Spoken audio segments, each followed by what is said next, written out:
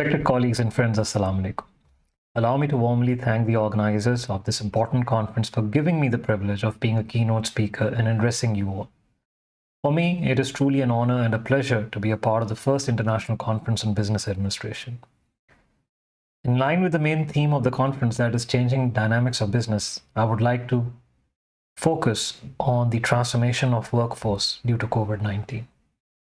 We are very well aware of the fact that the world has experienced a widespread disruption over the last 1.5 years due to COVID-19 pandemic.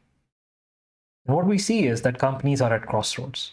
Those that capitalize on post-COVID opportunities will find themselves in a good position to retain their talent and to attract people when the situation stabilizes. Whereas those that fail to change will be left behind, exposing their employees to increased risk of financial distress and facing layoffs and closures. Ladies and gentlemen, the question comes in, what changes should be considered, or what changes should be on the radar of companies and their CEOs?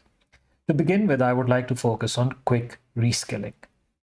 If employees are taught as how to build a learning mindset, it will prepare them well for dealing with a constantly, even sometimes abruptly changing environment. The quick adoption of new, advanced technology is the central catalyst and is likely to lead to an acceleration in the creation of new roles. Changes in the workload during the pandemic have sometimes resulted in an imbalance of resource allocation. Ladies and gentlemen, reskilling and upskilling can help employees move from one part of the business to another.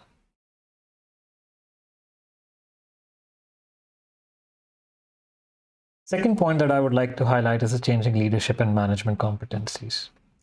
The COVID-19 crisis sent shockwaves through industries and economies, but perhaps its greatest impact has been the human one, namely fear and uncertainty. A big part of this has been the fact that we as humans, we now have a totally new routine, one in which every one of us can suddenly work from home. Ladies and gentlemen, there has been no blueprint for what we're facing, and if we look at it in the similar context, business leaders around the world are changing strategies to cope up with this new dynamics of doing business. So in tandem with improving digital skills and an improved infrastructure, it is really important and critical that corporate culture and leadership skills focus on empathy as transformation and disruption becomes the new normal.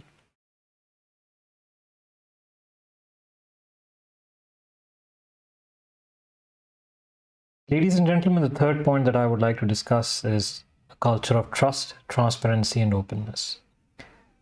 This period has required us all to be supportive to one another as we all face uncertainty.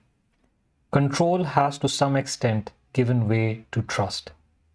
We as people are learning how to do work desperately with far less oversight, and we are learning on the job what works and what doesn't work at home, and holding virtual meetings that might have happened before, but never to such extent.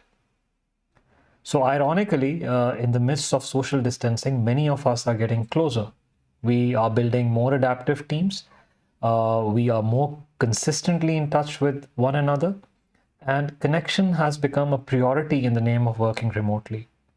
But beyond that, we are connected with purpose and as a community.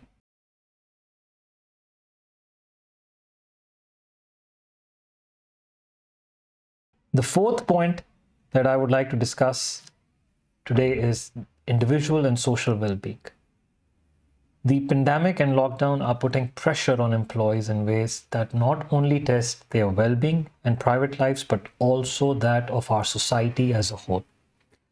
The World Health Organization, WHO, recently found that 45% of health workers in China are suffering from anxiety, while the prevalence of depression in Ethiopia tripled in April alone. Ladies and gentlemen, coronavirus has created a mandate and an opportunity for us to expand our mental health provision. And long before COVID-19, Zurich realized there was a growing number of workplace and work environment challenges, leading it to develop a global well-being framework. Today, it is applied across the group and implemented at all local level to meet the different needs of employees. The four pillars of those framework encompass mental, social, physical, and financial well-being. Hence, many companies, I can assure you, will rebalance their priorities in the coming months so that resilience becomes just as important to their strategic thinking as cost of efficiency.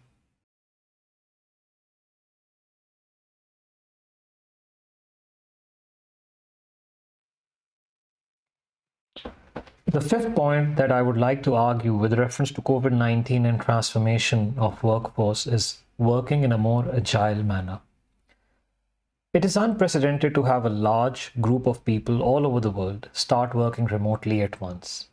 The events as they have unfolded have shown how fast we as human beings can adapt. And we have demonstrated that we can move faster and act in more agile manner than we have thought. Now, business leaders, in some sense, have been gifted with a better idea of what can and cannot be done outside their company's traditional processes. And I must say that COVID-19 is forcing both the pace and scale of workplace innovation. And ladies and gentlemen, this is no news that many organizations all over the world, they're trying to find simple, faster, and less expensive ways to operate. Ladies and gentlemen, all of this points to our inherent ability to change and to move away from prescribed approaches and standardized solutions. COVID-19 is a catalyst to reinvent the future of work and create opportunity for public and private sector to look at things differently. Our ability to recognize and proactively equip our teams with not just physical resources, but skills, mindset, behavior, and values will be critical in ensuring that we build back better and more sustainable future. Ladies and gentlemen, once again, I am particularly happy to be present in this unique event today and to exchange views and share experiences with our high-level professors, colleagues, and friends who are representing many well-known universities and research organizations. In the end, I would like to congratulate Institute of Business Administration, University of the Punjab, and you all for your commitment and active participation, and wish you all the success. Thank you for your attention. God bless.